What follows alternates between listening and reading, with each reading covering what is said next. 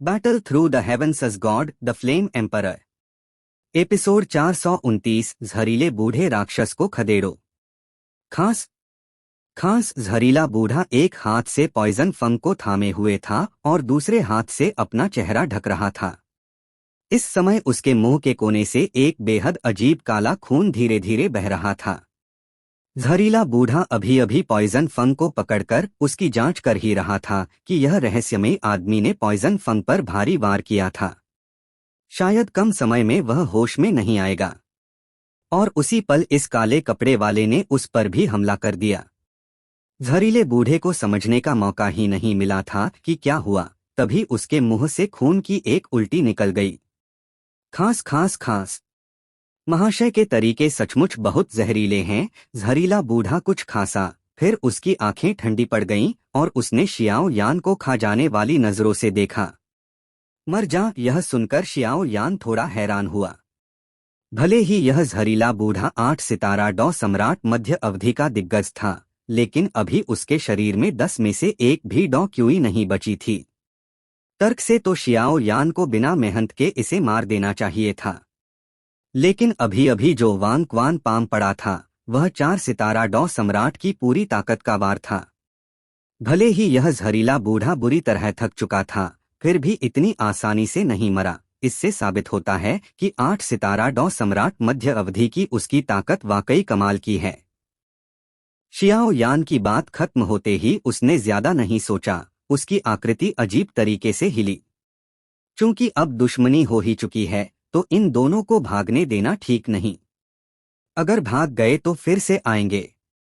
आखिर ये दोनों उजाड़ इलाके के वानपो संप्रदाय के हैं और पॉइजन फंग का दर्जा भी वानपो संप्रदाय में कम नहीं होगा, इसलिए कोई भविष्य की परेशानी नहीं छोड़नी चाहिए। हरामी कमीने, तू है कहाँ का हरामी? जहरीला बूढ़ा अपने शरीर से निकलते भयानक दर्द को सहते हुए लगातार गालियां दे रहा था। अभी अभी पॉइजन फंग को बचाने की वजह से उस काले कपड़े वाले की भयानक डॉ क्यूई हथेली सीधे उस पर लगी थी और उससे निकलती जलन की लपटों ने पूरे शरीर को असहज कर दिया था।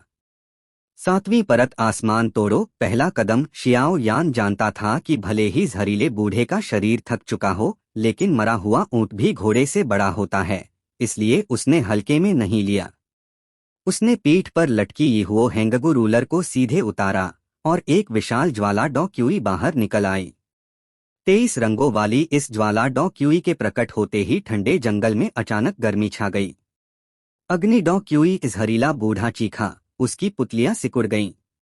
उसके द्वारा साधी गई जहरीली डॉ क्यूई के कुछ भयानक प्रभाव हैं, लेकिन इसके अलावा उसकी जहरीली डॉ क्यूई अग्नि डॉ क्यूई से बहुत डरती है। यानी जब शियाओ यान के शरीर पर 23 रंगों वाली ज्वाला प्रकट हुई तो पहले से शांत जहरीले बूढ़े का दिल जोर जोर से धड़कने लगा। किसी के पास इतनी भयानक ज्वाला की शक्ति कैसे हो सकती है? अगर यह मुझ पर लगी तो मरूंगा, नहीं तो भी खाल उतर जाएगी। अब और हिचकिचाना नहीं। जहरीले बूढ़े की आवाज अभी गिरी थी कि उसके चेहरे पर गंभीर दर्द चमका, जैसे उसने कोई फैसला ले लिया हो। Boom boom boom. शियाओ यान की विशाल यीहुओ हेंगगु रूलर तुरंत विनाशकारी ज्वाला डॉ क्यूई से भर गई और अगले ही पल उसने जहरीले बूढ़े की ओर जोर से झपट्टा मारा।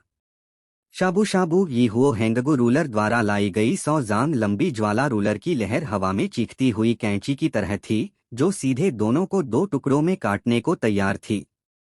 हमने यह दुश्मनी लिख ली। जहरीला बूढ़ा ठंडे स्वर में बोला। फिर अगले ही पल लबादे के नीचे उसका शरीर हिलने लगा और प्लेग का स्रोत प्रकट हो गया।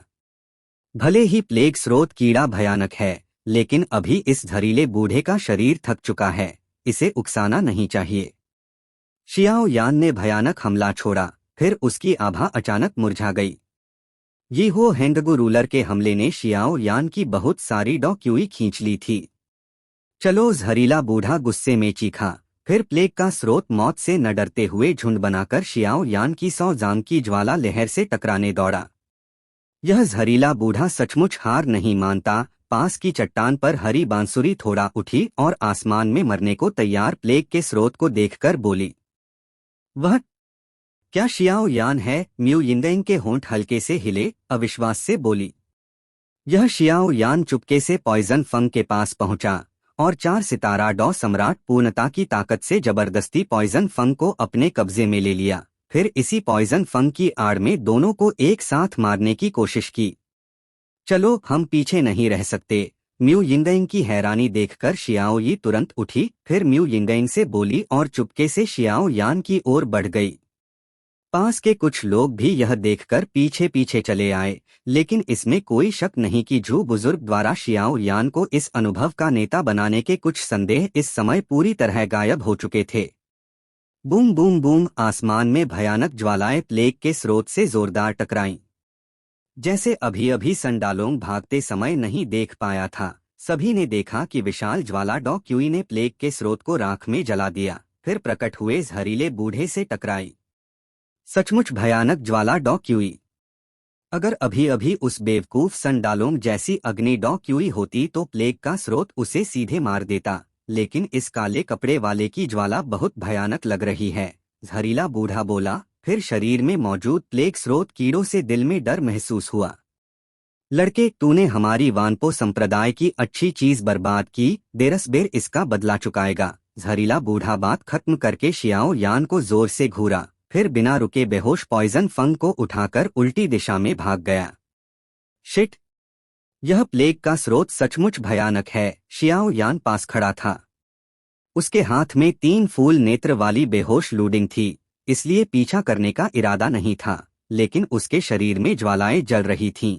फिर उसने बचे हुए प्लेग के स्रोत को खत्म कर दिया।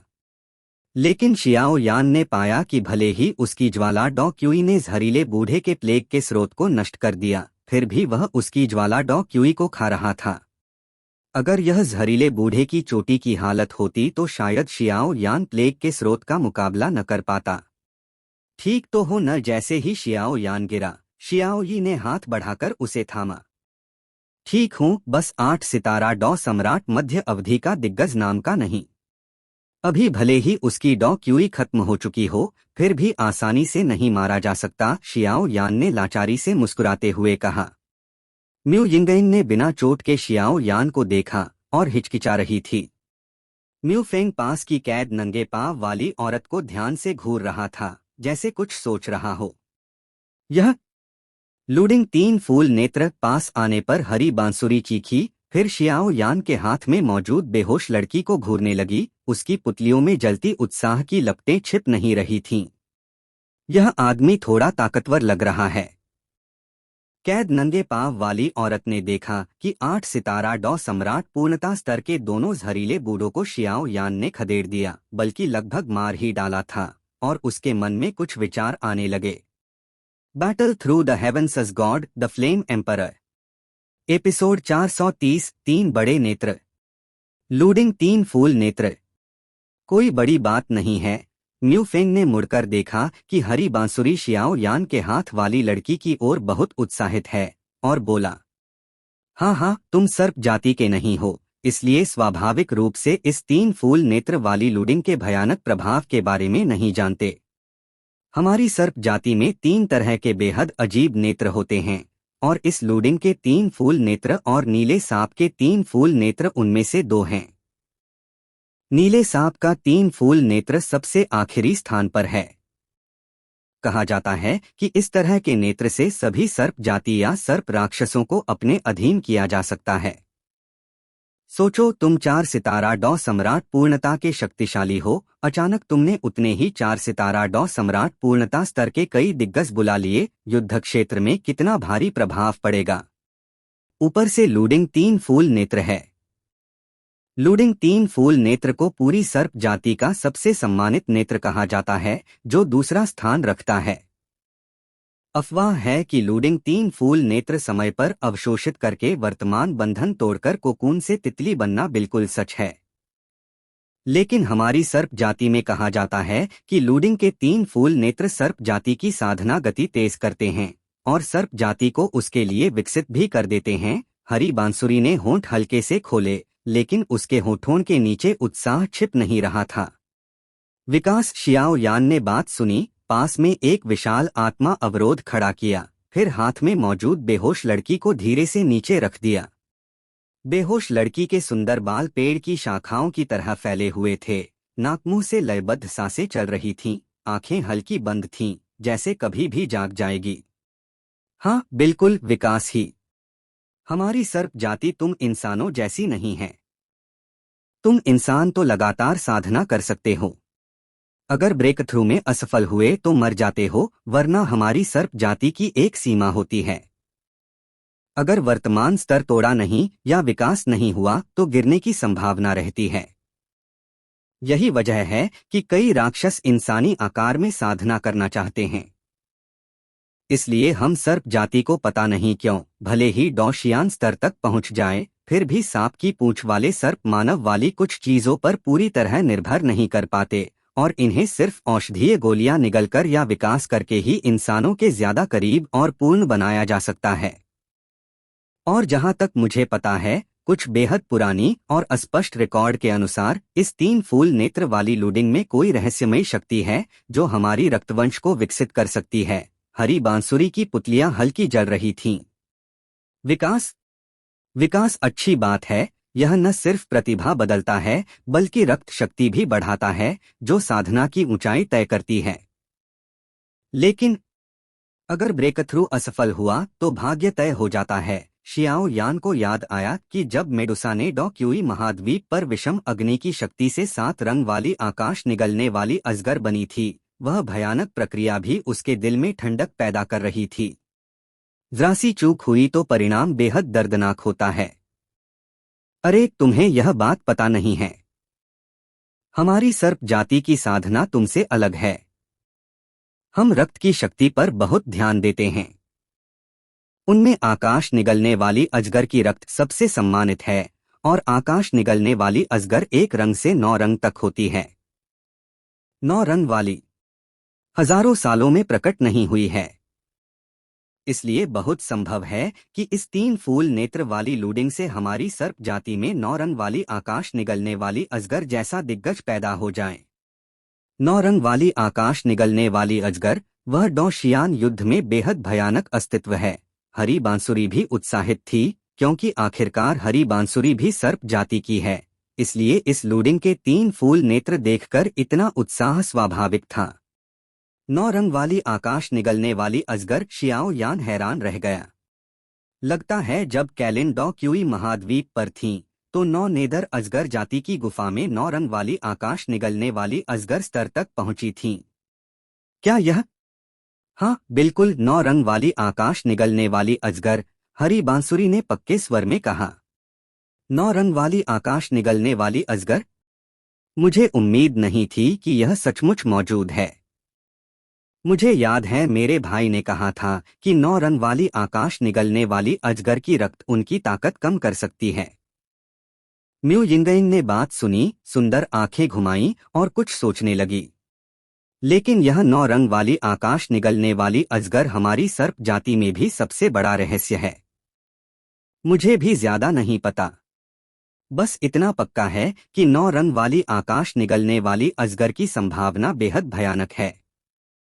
हरी बांसुरी ने हल्के से कहा। लगता है हमें जल्दी कैलिन और शुनेर को ढूंढना होगा। शियाओ यान ने मन में फैसला कर लिया। यहाँ का मामला खत्म होते ही वह दोनों को जल्द से जल्द ढूंढेगा। आखिर दोनों उस यान सम्राट शियाओ यान की पत्नियां हैं।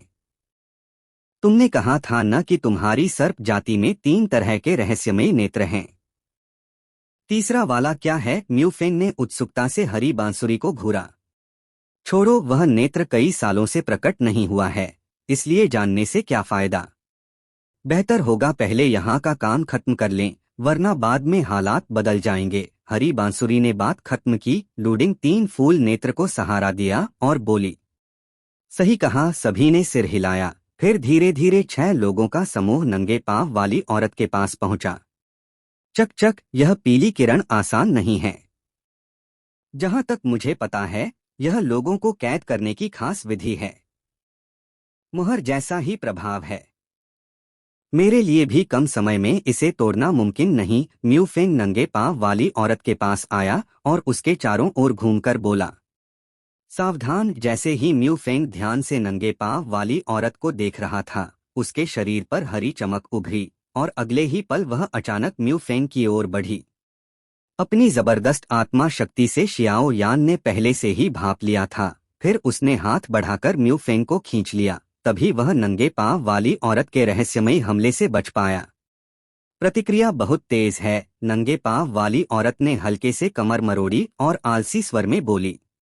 हाँ हाँ, मुझे बहुत पहले से लग रहा था कि यह डॉ क्यूई किरण तुम्हें रोक नहीं पाएगी, लेकिन पता नहीं तुम अभी तक क्यों नहीं भागी। शियाओ यान ने शांति से कहा। नंगे पांव वाली औरत के व्यवहार से जरा भी हैरान नहीं था। सम्राट स्तर की आत्मा शक्ति वाले लायक ही हो। हालांकि मुझे तुम्हारी आत्मा शक्ति की सटीक मात्रा नहीं पता, लेकिन सिर्फ 4 सितारा डॉ सम्राट की ताकत के साथ इतनी भयानक आत्मा होना सचमुच मुझे हैरान करता है। नंगे पांव वाली औरत ने होंठ हल्के से खोले। Bang bang bang. नंगे पांव वाली औरत के बोलते ही पीली डॉ क्यूई किरण तुरंत टूट गई और नंगे पांव वाली औरत पूरी तरह सामने आ गई। तुम भी मुझे बहुत हैरान करती हो। तुम्हारे पास कोई खजाना नहीं है। मुझे लगता है वह अग्नि क्यूई दान और 9 यिन डेमन कीड़ा किसी और के पास है, सही न? लेकिन तुम्हारी सम्राट स्तर की साधारण आत्मा अवतार अभी अभी अफरातफरी में भाग क्यों नहीं गई? तुम्हें पूरा यकीन है या बेवकूफ हो? शियाओ यान ने मुस्कुराते हुए कहा। कुछ नहीं, बस कुछ साबित करना था। लेकिन तुम सही कह रहे हो, वे चीजें मेरे पास नहीं हैं। नंगे पांव वाली औरत ने हल्के से मुस्कुराया। तुम बहुत अच्छे प्रतिद्वंद्वी साबित होगे। उम्मीद है 7 साल बाद संप्रदाय प्रतियोगिता में तुमसे मुलाकात होगी। वैसे मेरा नाम लिनझू है, झर संप्रदाय की सदस्य। नंगे पांव वाली औरत ने बात खत्म की। उसका शरीर हरी चमक बनकर तुरंत गायब हो गया। चलो पहले मिलने की जगह पर चलते हैं। मुझे उस व्यक्ति द्वारा मुझ पर छोड़े निशान का एहसास हो रहा है। वे लोग जा रहे होंगे। शियाओ यान ने बात खत्म की और कुछ लोगों को लेकर एक दिशा में जाने लगा। माफ करना, मुझे लगता है मैं तुम्हारे साथ नहीं जा सकती। यह लूडिंग बहुत महत्वपूर्ण है। मुझे इसे खुद वापस भेजना होगा, हरी बांसुरी ने गंभीर स्वर में कहा। म्यू फेंग, तुम इसके साथ जाओ, शियाओ यान ने कहा, क्योंकि शियाओ यान जानता था कि यह 3 फूल वाली लूडिंग सर्प जाति के लिए कितनी महत्वपूर्ण है, और उसकी बातों से लग रहा था कि सर्प जाति का कैलिन से कुछ न कुछ संबंध जरूर है। ठीक है, कोई दिक्कत नहीं, म्यू फेंग ने खुशी से कहा। शुक्रिया, हरी बांसुरी ने अपनी बाहों में मौजूद आकृति को गले लगाते हुए हल्के से कड़वाहट भरी आवाज में कहा। कुछ देर रुकने के बाद सभी अचानक अलग हो गए।